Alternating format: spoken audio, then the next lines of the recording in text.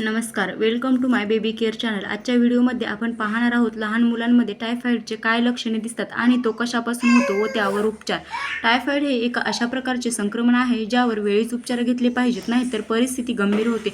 म्हणून वेळीच सावध होऊन या आजाराची लक्षणे ओळखा व डॉक्टरकडे घेऊन जा।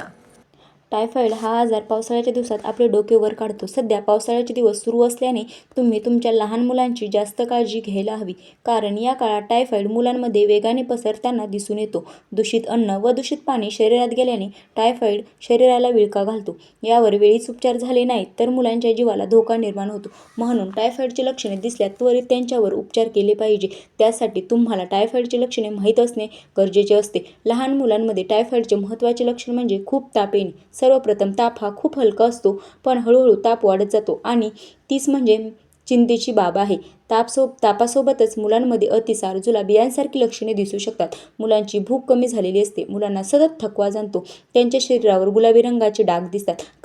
खास करून छातीच्या खालच्या भागांमध्ये हा बदल झालेला दिसतो। मुलांमध्ये टायफॉईड झाल्यावर शरीराचे तापमान हे 102 डिग्री सेल्सिअसच्या आसपास असते।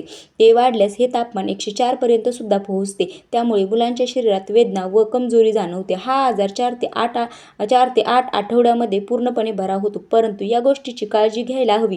ही लक्षणे दिसू लागल्यावर आणि टायफॉईड आहे हे समजल्यावर त्वरित डॉक्टरांकडे उपचार करणे गरजेचे असते। हा व्हिडिओ महत्त्वपूर्ण वाटल्यास लाईक करा व असे लहान मुलांच्या आजाराबद्दल माहिती जाणून घेण्यासाठी माझ्या चॅनलला सबस्क्राईब करा। धन्यवाद।